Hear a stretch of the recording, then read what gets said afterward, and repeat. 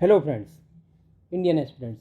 आज हम पढ़ने जा रहे हैं वैदिक एज के बारे में, जिसके अंतर्गत हम न केवल ऋग्वेद को बल्कि उत्तर वैदिक काल दोनों को पढ़ेंगे।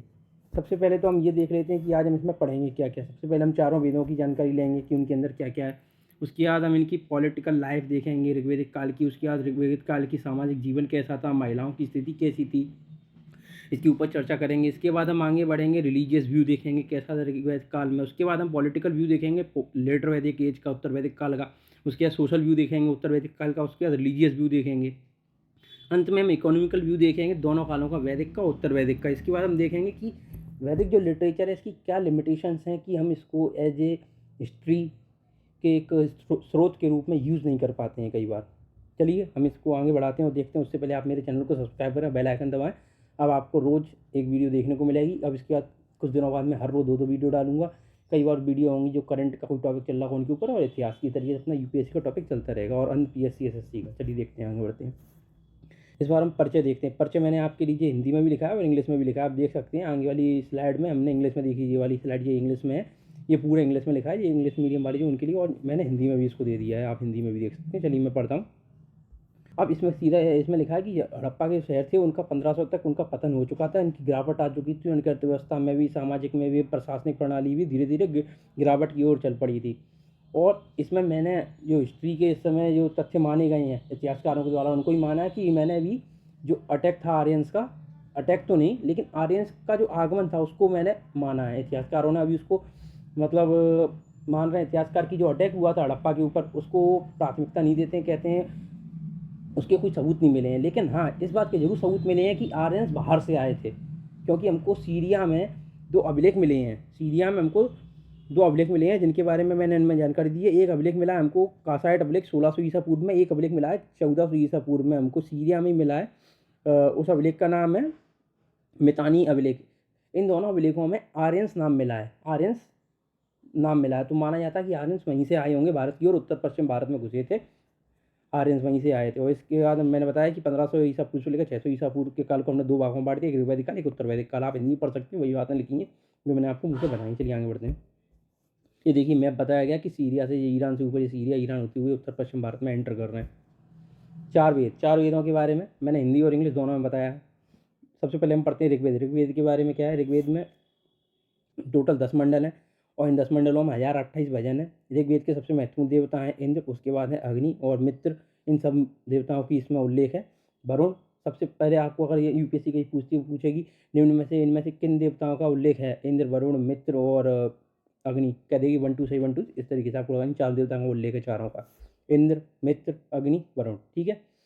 और इसमें हम इसमें अगर आपसे यूपीएससी पूछती है किस मंडल में ऋग्वेद के 4 जातियों 4 वर्णों का उल्लेख है, तो 10वें मंडल में। कई इतिहासकार मानते हैं जो पहला मंडल और 10वां मंडल है ऋग्वेदिक काल का, उसको बाद में जोड़ा गया है, क्योंकि 10वें मंडल में उल्लेख किया गया है 4 वर्णों का, जिसमें आपका ब्राह्मण वर्ण आ जाता है, क्षत्रिय आ जाता है, वैश्य आ जाता है और शूद्र आ जाता है, ठीक है।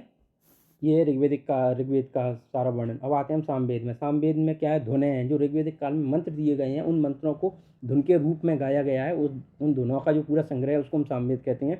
और ऐसा भी कह सकते हैं जो भारतीय संगीत का जो इतिहास है, अगर पता लगाना हो तो सामवेद को पढ़ लीजिए।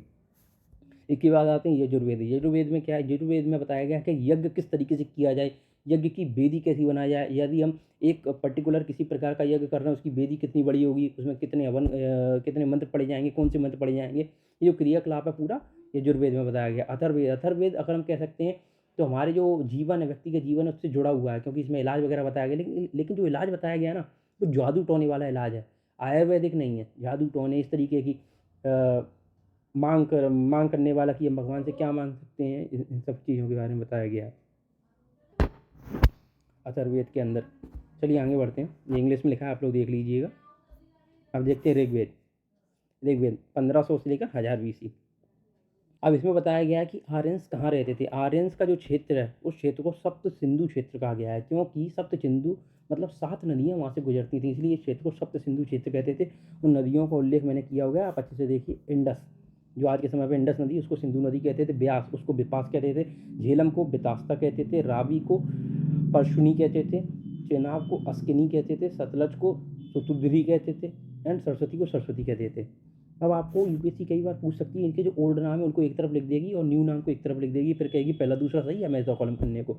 दूसरा यूपीएससी पूछ सकती है कि ऋग्वेद में सबसे ज़्यादा किस नदी का उल्लेख है, तो उसका है सरस्वती का। ऋग्वेद में गंगा का कितना उल्लेख है, बिल्कुल नहीं है, केवल एक जगह पर गंगा का उल्लेख आया है, केवल एक जगह पर। ठीक है, चलिए आगे बढ़ते हैं।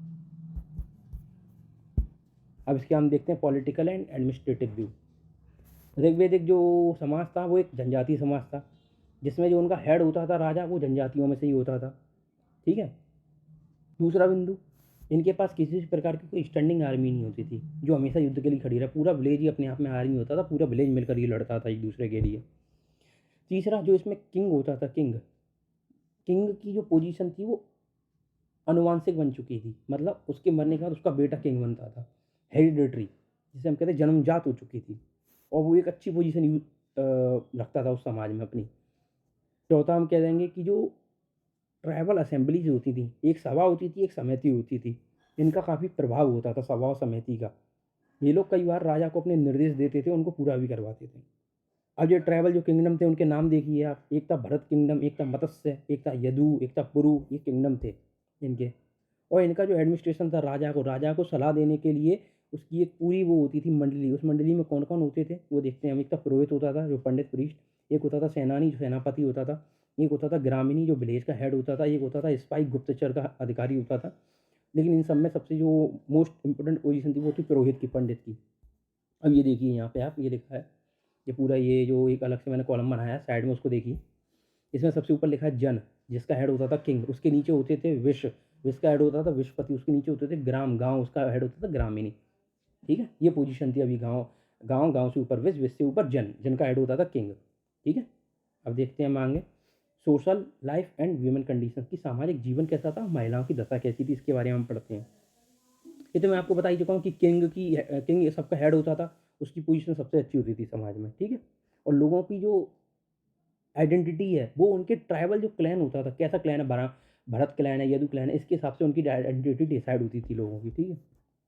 अब इसके बाद हम एक और चीज़ बताएं, ऋग्वेदिक काल में हमको एक दस्यु नाम का शब्द मिला, दस्यु। तो कई इतिहासकारों ने उसको ऐसे जोड़ा कि आर्यंस लोग गोरे थे जो कि बाहर से आए थे, भारत में जो लोग थे वो उतने गोरे नहीं थे, काले भी थे और सांवले भी थे। तो आर्यंस ने उनको हराया और उनको दस्यु नाम दिया और उनको एज ए स्लेव यूज़ किया, इसी को दस्यु नाम दिया गया है। ऐसा कहा जाता है कि जो यहाँ के भारतीय लोग थे उनको एज ए स्लेव यूज़ किया गया है। और कई बार जो महिलाएं होती थी स्लेव, उनको एक बार घरेलू कार्यों में यूज़ किया जाता था, कई बार पंडितों को एक गिफ्ट के रूप में भी दे दिया जाता था। ठीक है। और सोशल इनइक्वालिटी कैसी थी, सोशल इनइक्वालिटी लोगों के बीच में नहीं थी, बल्कि राजा और पुरोहित और जो आम जनता थी उसके बीच में थी, क्योंकि राजा और पुरोहित रेवेन्यू का एक बड़ा भाग अपने पास रख लेते थे। इसके कारण इन दोनों लोग और समाज जो था, पीपल, उन दोनों के बीच में काफ़ी सामाजिक असमानता थी। और वहीं हम देखें जो समाज था, समाज में जो विभेद था वो विभेद जन्म के आधार पर नहीं था, बल्कि उनके कार्यों के आधार पर था। कोई चर्मकार था तो कोई लोहार था, लोहार तो इस समय पे आया नहीं था, सॉरी, कोई चर्मकार था तो कोई तांबे का काम करता था, कोई लकड़ी का काम करता था, इस तरीके से काम था। इसलिए जो पूरा समाज था वो अपने जो क्या कहते हैं ऑक्यूपेशन के आधार पर विभाजित था, लेकिन समतावादी समाज था, क्योंकि अभी जो ज़मीन थी वो व्यक्तिगत नहीं थी, समाज की थी, सार्वजनिक थी। और इस समय पे जो भी युद्ध होते थे ना, वो लैंड के लिए नहीं होते थे, वो होते थे गायों के लिए, क्योंकि गायों का महत्व था, क्योंकि उनका पशुपालन होता था और उनसे दूध निकाला जाता था और बाद में मरने के बाद भी उनका प्रयोग किया जाता था, इसलिए गायों के लिए युद्ध होते थे। चलिए अब आगे बढ़ते हैं, देखते हैं। फैमिली पैट्रियार्कल थी, आपको मालूम है, पिता हेड होता था, गृहपति कहलाता था। और इस समय पे मोनोगमी, मतलब एक ही विवाह प्रचलित था नहीं। कई बड़े बड़े परिवारों में, राजाओं के परिवारों में वो एक से ज़्यादा पत्नी रखने का भी प्रथा चली आ रही थी, प्रथा चल रही थी। और कई जगह पे ऐसा देखा गया मैट्रिमेनियल परिवार था, मतलब माता अधिकार थी, वहाँ पे माता अधिकार रखती थी अपने हाथ में। और कई जगह पे ऐसा देखा गया पॉलीएंड्री, ये लिखा है there are few indication of polyandry. Last में देखिए, सेकंड लास्ट लाइन, जो लास्ट पैराग्राफ की सेकंड लास्ट लाइन है, there are few indication of polyandry. Polyandry मतलब होता है एक पत्नी के एक से अधिक पति होना, पॉलीएंड्री भी प्रचलित थी। उसके बाद लिखा there are also indication of matrilineal traces, मतलब माता अधिकारी होती थी। जैसे पैट्रिलिनियल में पिता अधिकारी होता है, पितात्मक सत्ता, मातात्मक सत्ता होती थी। कई जगह पर देखा गया ट्रेसेस मेरे यहाँ पे मातात्मक सत्ता थी, माँ ही सारे जो अधिकार थी निभाती थी। तो उस वैदिक काल में आपने पढ़ लिया लास्ट वाले में, मोनोगमी एक विवाह प्रचलित है, लेकिन कई बड़े बड़े परिवारों में पॉलीगैमी भी है, एक पति एक से अधिक पत्नी रखता है। लेकिन कई जगह हमको ट्रेस देखने को मिले पॉलीएंड्री के, मतलब एक पत्नी एक से अधिक पति रख रही है। और कई जगह पे हमको ट्रेस मिले मैट्रिलिनियल के, मतलब मातात्मक सत्ता के। ठीक है। चलिए पॉलिटिकल एंड एडमिनिस्ट्रेटिव व्यू वगैरह हो गया हमारा, सब हो गया। अब इसके बाद देखते हैं जो महिलाएं थीं, महिलाओं को इस समय पर पढ़ने का भी अधिकार था, इसलिए कई सारी महिलाएं जो हमको नाम मिलता है ऋग्वैदिक काल में देवियों का, जिसमें अपाला थी, विश्वरा थी, घोषा थी, लोपामुद्रा थी, गार्गी थी, कई सारी इंटेलेक्चुअल्स का नाम मिलता है हमको। इसी तरीके से हम कहें महिलाओं का जो विवाह था, विवाह की उम्र भी काफ़ी थी, 16 से 17 के बीच में विवाह किया जाता था, चाइल्ड मैरिज नहीं होती थी, और किसी भी प्रकार के हमको सती प्रथा के साक्ष्य नहीं मिलते हैं इस काल में। और महिलाएं अपने पतियों के साथ बैठकर हवन भी कर सकती थी। Women could offer sacrifice along with their husband, मतलब अपने पतियों के साथ बैठकर वे हवन भी कर सकती थी। Women marriage remarriage and the practice of levirate was present in Rigvedic society. विधवा पुनर्विवाह भी प्रचलित था इस काल में। और जो लेवीरेट का मतलब होता है, प्रैक्टिस ऑफ लेवीरेट का मतलब होता है यदि किसी पत्नी का पति मर जाता है तो वह अपने देवर से शादी कर सकती है, इसको प्रैक्टिस ऑफ लेवीरेट कहते हैं। ये भी इस समय पर प्रेजेंट थी। In the early Vedic age there was no caste system institute of there. इस समय कुछ नहीं है, इस समय कोई भी प्रकार का कास्ट सिस्टम नहीं था, केवल समाज दो वर्गों में विभाजित था, एक थी प्रीस्ट क्लास और एक थी आम जनता, और जो प्रीस्ट क्लास और किंगशिप और एक थी आम जनता, ठीक है। Members of the same family would pursue, हाँ, एक ही परिवार के कई सारे लोग अलग अलग कार्य कर सकते थे, ठीक है। कोई व्यापार कर रहा है, कोई चरमकार का, कोई कार्पेंट्री का, अलग अलग कार्य कर सकते थे, कोई भी रेस्ट्रिक्शंस नहीं थी, ना ही इंटरमैरिज पर रेस्ट्रिक्शंस थी, ना ही अलग अलग कार्य करने पर रेस्ट्रिक्शंस थी। अब देखते हैं एजुकेशन सिस्टम। उस समय पर जो गुरुकुल थे वही एजुकेशन देते थे लोगों को, और जो एजुकेशन थी वो कई ओरली दी जाती थी, मुंह से बोलकर, लिखित नहीं सॉरी। उस समय पे जो एजुकेशन दी जाती थी, नैतिकता की दी जाती थी, युद्ध की दी जाती थी, किसी प्रकार के कौशल की दी जाती थी, फिलॉसफी दर्शन की दी जाती थी, साइंस की, विज्ञान की, कृषि की, पशुपालन की, हथकरघा की, इन सब की विद्याएं दी जाती थी। The disciple were taught ethics, art of warfare, सब लिखा, ठीक। एजुकेशन इस तरीके की दी जाती थी और गुरुकुल चलते थे। चलिए आगे बढ़ते हैं।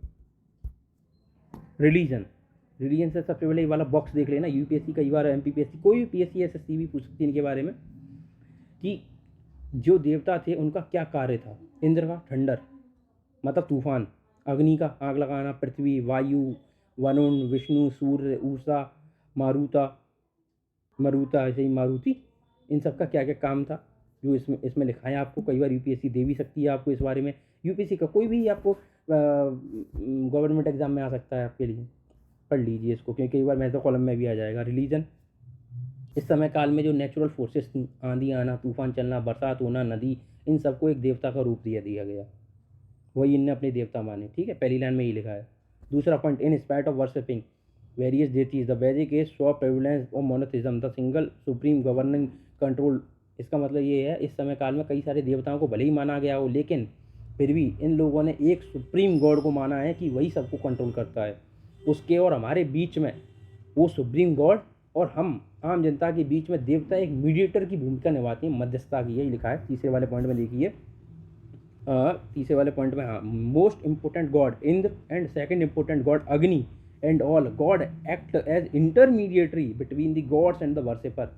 जो सुप्रीम गॉड है और हम हैं वर्शिपर, पूजा करने वाले, उनके बीच में जो इंद्र और अग्नि एक इंटरमीडिएटरी हैं, मतलब मध्यस्थता की भूमिका निभाते हैं, ठीक है। कई सारे देवता होने के बाद भी एकता में विश्वास था कि एक ही देवता है सबसे बड़ा सुप्रीम गॉड उस समय के लोगों का, ठीक है। इस समय कोई भी टेम्पल नहीं था, नो टेम्पल एंड कोई भी मूर्ति पूजा नहीं थी, no ideal worship in early Vedic period, ठीक है। प्रेयर्स होती थी, प्रार्थनाएं की जाती थी ऊपर वाले से, और अपनी जो इच्छाएं थी वो बताई जाती थी उसको, हे प्रभु हमको ये इच्छा है, और उसको ऑफर किया जाता था प्रभु को, ऊपर वाले को, घी, मिल्क, अनाज, ठीक है। और कई बार बलि भी दी गई है, animal like horse, fellow, bull, कई बार even cow were also sometimes sacrifice, उनकी भी बलि दी गई है। और इस, ठीक है। चलिए अब आगे बढ़ते हैं हम आते हैं लेटर वैदिक एज में, जो कि 1000 से 600 BC है। इस समय काल को हम पेंटेड ग्रेवेयर साइट भी, ग्रेवेयर कल्चर भी कहते हैं, PGW कल्चर, इस काल को 1000 से 600 वाले को। चलिए इसके पॉलिटिकल एडमिनिस्ट्रेटिव देखते हैं, बहुत सरल है इसके तो, क्यों सीधा है। उस समय पर राजा की पावर थी, उससे बहुत ज़्यादा राजा की पावर बढ़ गई। अब राजा राष्ट्रीय यज्ञ, अश्वमेध यज्ञ, इस प्रकार के यज्ञ करने लगा और अपनी पावर को और ज़्यादा इंक्रीज करने लगा और स्प्रेड करने लगा। अब राजा कई प्रकार के टाइटल लेने लगा, लॉर्ड ऑफ द अर्थ, ये लिखे टाइटल, राजा विश्ववंजना है, एकरथ, समरथ, सोल रूलर, आत्म कि मतलब मेरे को ऊपर वाले ने भेजा है, सोल रूलर मैं यूँ, सम्राट, लॉर्ड ऑफ द ऑल अर्थ, इस तरीके की उपाधियाँ, बड़ी बड़ी उपाधियाँ लेने लगा राजा। और जो समिति और सभा थी, उनका जो प्रभाव क्षेत्र था उसको कम कर दिया गया। अब आप ये देख सकते हैं यहाँ पे बहुत ही अच्छी चीज़ लिखी है, ये वाला ब्लॉक देखिए, जहाँ पे ब्लैक कलर से बताया मैंने एडमिनिस्ट्रेशन। पहले क्या था, जन, जन के नीचे विस, विस के नीचे ग्राम। अब क्या हुआ, राजा ने अपना क्षेत्र का विस्तार किया तो क्या बन गया, जनपद, और बड़ा क्षेत्र बन गया। अब जन का ऐड हो गया गोपा और राजा उससे ऊपर चला गया जनपद पे। और फिर आप देखते 6ठी शताब्दी में महाजनपद आएंगे, अभी जनपद आए हैं, जनपद, ठीक है, जन से ऊपर। इसका सोशल स्ट्रक्चर देखते हैं हम। पॉलिटिकल स्ट्रक्चर तो आपने देख लिया, सोशल स्ट्रक्चर, सोशल स्ट्रक्चर बहुत सारा है। उस समय पर जो वर्ण व्यवस्था थी वो इस समय और ज़्यादा रिजिड हो जाएगी और 4 वर्ण बन जाएंगे, ब्राह्मण, क्षत्रिय, वैश्य, शूद्र, ठीक है। ब्राह्मण और क्षत्रिय की पोजीशन बहुत ऊंची हो जाएगी समाज में। कई सारी सब कास्ट बन जाएंगी, रोजगार के आधार पर कई सारी सब कास्ट बन जाएंगी। महिलाओं की स्थिति दयनीय है और थोड़ी कम हो जाएगी, इतनी ज़्यादा दयनीय नहीं होगी, लेकिन हाँ, ऋग्वैदिक काल की तुलना में महिलाओं की स्थिति निम्न हो जाएगी। उनको असेंबलीज में नहीं बैठने दिया जाएगा, सभा समिति होती थी। अब उनके पास जो पहले हवन वगैरह करती थी, प्रत्येक हवन में बैठती थी पति के साथ, अब उनमें से कई सारे रेस्ट्रिक्शन कर दिए गए हवनों में भी। अब चाइल्ड मैरिज कॉमन हो गई। पहले महिलाओं की विवाह की उम्र 16 से 17 थी, लेकिन अब बचपन में ही होने लगे विवाह, 11-12 में उम्र में चाइल्ड मैरिज होने लगी। लेकिन अभी भी सती प्रथा के हमको एविडेंस नहीं मिले हैं इस काल में, ठीक है। चलिए आगे बढ़ते हैं। और विडो रीमैरिज पर भी थोड़ा बहुत कंट्रोल कर लिया गया इस काल में, इस बात को भी याद रखें। ये तो बहुत लॉजिकल पॉइंट है, आप लोग लिख सकते हैं। मैंने जितने पॉइंट लिख दिए हैं ना, और जितने मुंह से बोल दिए हैं, वो इनफ है, ये आप पढ़ लेंगे तो। इसमें साफ साफ लिखा है बहुत अच्छे से, सब कास्ट बन गई थी, ब्राह्मण, क्षत्रिय, हाई पोजीशन, वुमेन को ट्रीट कर लिया इन्फीनियर, सबऑर्डिनेट, मतलब पुरुष से नीचे कर दिया गया, पॉलिटिकल पोजीशन घटा दी गई, चाइल्ड मैरिज इसमें कॉमन हो गई, और विडो रीमैरिज पर भी कंट्रोल कर लिया गया। लॉजिकल पॉइंट है।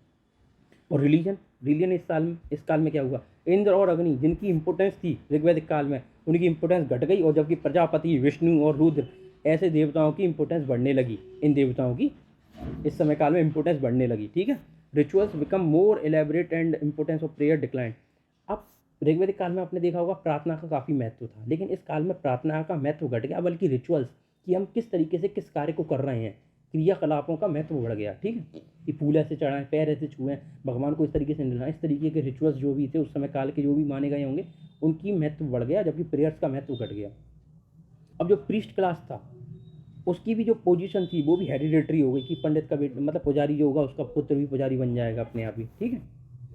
As a strong protest. और इसी समय काल में, इस समय काल के अंत में, जैसे 600 के अंत में आते आते ये जो पोजीशन बन चुकी थी किंग्समैन की, और क्या नाम, प्रीस्ट की, जो सबसे उच्च पोजीशन पर आ चुका था प्रीस्ट, उसका पुत्र भी प्रीस्ट बनने लगा। इसके खिलाफ एक आंदोलन हुआ, एक प्रकार का आंदोलन ही कहा जाता है, जो कि बुद्धिज़्म और जैनिज़्म के रूप में उभर कर आया। बुद्ध और जैन कौन थे, महावीर और जो सिद्धार्थ हैं वो कौन थे, क्षत्रिय क्लास हैं। तो उन्होंने ही तो एक प्रकार का बुद्धिज़्म जैनिज़्म एक प्रकार का आंदोलन था, सामाजिक आंदोलन मानते हैं कई इतिहासकार इसको, कि जो ब्राह्मण क्लास के खिलाफ हुआ था, ठीक है। अब आते हैं हम इकोनॉमिक एंड ट्रेड पर, जो कि इन दोनों कालों का एक साथ है इसमें, ऋग्वैदिक और लेटर वैदिक, ठीक है। सीधी बात है, ऋग्वैदिक काल के लोग कैसे थे, किसान थे, पेस्टोरल पीपल थे। वो ज़मीन में अनाज उगाते थे और उस पर बैल के साथ खेत जोतते थे और फिर उसी अनाज को बेचते थे।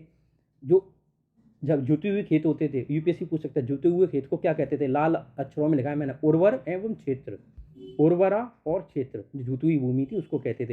ये लोग क्या उगाते थे, चावल, बारले और बीट, मतलब गेहूँ, कॉटन, ऑयल सीड्स, इन चीज़ों को उगाते थे, ठीक है।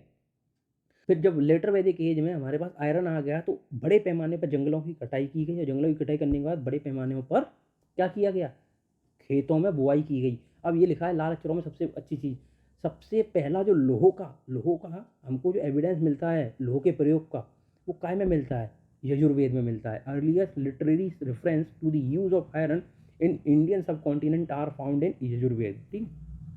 पशुपालन तो चल ही रहा था। डोमेस्टिकेशन ऑफ कैटल्स आज very prominent in the age and the wealth of people was estimated in terms of their cattle. The cow seems to be valuable possession and the war were fought of the sake of cows. मतलब उस समय काल में, ऋग्वेदिक काल में, जिसके पास जितनी ज़्यादा गाय होती थी उसको उतना ज़्यादा अमीर माना जाता था, ना कि लैंड के आधार पर। और उस समय गायों के लिए युद्ध होता था, मैं आपको पहले ही बता चुका हूँ, क्योंकि लैंड की इंपोर्टेंस उस समय थी नहीं, क्योंकि लोहा था नहीं। लेटर वैदिक एज में लोहा आ गया, जंगलों की कटाई हुई, खेती होने लगी, लैंड की इंपोर्टेंस बढ़ गई और काऊ की इंपोर्टेंस घट गई, ठीक है। वही लिखा है इसमें कि जिनके पास जितनी ज़्यादा गाय हैं उसकी उतनी ज़्यादा अमीरी है, उतनी ज़्यादा इंपॉर्टेंस है समाज में उसकी, ठीक है। अब वीविंग मतलब बुनाई, कारपेंट्री, स्पिनिंग, इस तरीके के जो गोल्ड स्मिथ, मेटल वर्क, इस तरह के जो ऑक्यूपेशन थे उस समय काल में जारी थे, चाहे ऋग्वेदिक एज लेटर वैदिक एज दोनों में, ठीक है।